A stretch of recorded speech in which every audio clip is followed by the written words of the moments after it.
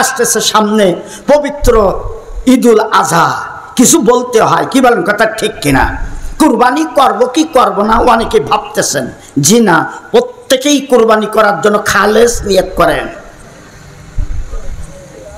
পৃথিবীর লোকের যত আমল আছে, তাহাজ্জুদের সালাত বলেন, ৫ ওয়াক্ত সালাত বলেন, জুম্মার সালাত বলেন, তারাবির সালাত বলেন, দান সাদকা বলেন, হজ বলেন, সবচাইতে উত্তম হবে এই আজকে চাঁদ উঠেছে, আজকের থেকে এই 10 দিন যে ব্যক্তি সিয়াম পালন করবে এবং কুরবানি করবে, আল্লাহর কাছে সবচাইতে সে প্রিয়, সবচাইতে সে আল্লাহর প্রিয় বান্দা। বলুন আলহামদুলিল্লাহ।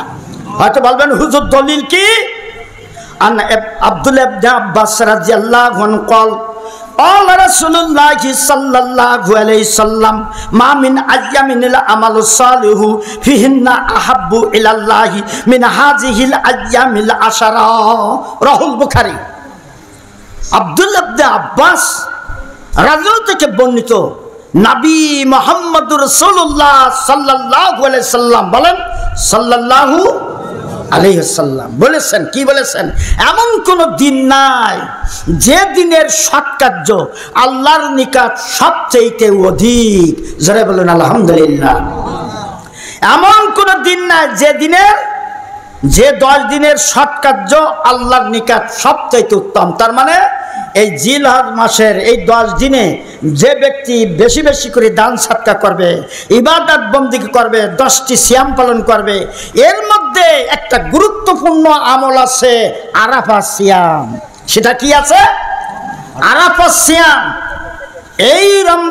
এই ঈদুল আজহার সময় যদি কোনো ব্যক্তি আরাফা সিয়াম যদি পালন করে, তার জন্য কি আমল, কি নেকি, কি ফায়দা আছে আমরা জানতে চাই না? চাই না, প্রয়োজন আছে। আবু কাতাদা রাদিয়াল্লাহু থেকে বর্ণিত, সিয়ামু ইয়াউমি আরাফাতা আহতাসিবু আলাল্লাহি আইয়ুকাফিরা সানাতাল্লাতী ক্বাবলাহু ওয়াস সানাতাল্লাতী বাদাহু রাহুল মুসলিম। আবু কাতাদা রাদিয়াল্লাহু বলেন, যে ব্যক্তি এই জিলহজ মাসের আরাফার দিনে একটি সিয়াম পালন করবে, জোরে বলুন কয়টা? আরো জোরে বলুন কয়টা? একটা। নবী মুহাম্মদ সাল্লাল্লাহু আলাইহি সাল্লাম বলেছেন, পরবর্তী 1 বছর আর পরে আর 1 বছর, বিগত 1 বছর আর পরবর্তী আর 1 বছর, তাহলে কয় বছর হলো? আল্লাহর নবী মুহাম্মদ রাসূলুল্লাহ সাল্লাল্লাহু আলাইহি সাল্লাম বলেছেন, আব্দুল্লাহ ইবনে আব্বাস থেকে এই হাদিসটা বর্ণিত। দেখেন কি ফজিলাত একটি সিয়ামের জন্য।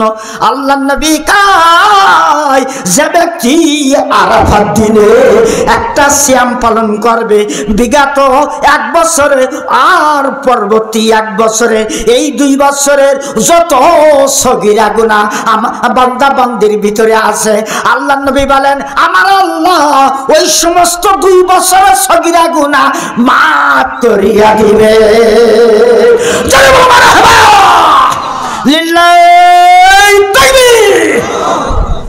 তাহলে একটা সিয়াম কি আমরা থাকতে রাজি আছি? সেটা পরবর্তীতে জানতে পারবেন কোন দিন সিয়াম, একটা সিয়াম।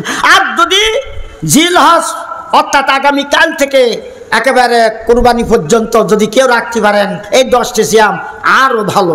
এই জন্য আল্লাহ রাসূল বলছেন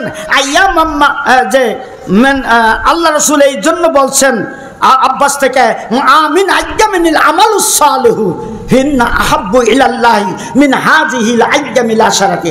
এমন কোন দিন নাই যে দিনের সৎকার্য এই 10 দিনের মধ্যে এমন সৎকার আর অন্য মাসে কোনো দিন নাই। জোরে বলুন সুবহানাল্লাহ। এই মাসটা, এই 10 দিনের, এই জিলহজ মাসের 10 দিনের আল্লাহ নবী মুহাম্মদ সাল্লাল্লাহু আলাইহি সাল্লাম যে যত ভালো কাজ করবে, ভালো আমল করবে, দান সাদকা করবে, এর চাইতে উত্তম অন্য মাস আর নাই। জোরে বলুন সুবহানাল্লাহ। সেই মাস আমরা পেয়েছি, আমাদের কর্তব্য কি? আল্লাহর পথে আমাদেরকে বেশি বেশি করে দান সাদকা করা। এই মাসে যত দান করবেন, আজকে পয়লা মনে করেন জিলহজের মাসের প্রথম দিন, বাংলা মাসে রাত 12টা থেকে শুরু হয়, দিন শুরু হয়।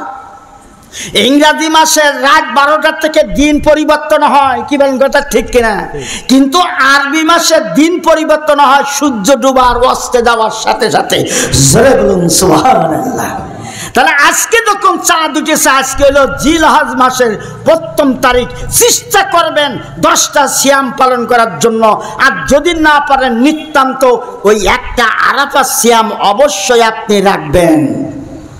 আমার সোনা ভাইরা, আমার মায়েরা, বোনেরা, শুধু তাই না, আল্লাহর নবী সাহাবারা বললেন, ওয়াকালু ইয়া আসহাবু, সাহাবা বললেন, হুজুর গো, জিহাদের চাইতেও কি অধিক উত্তম।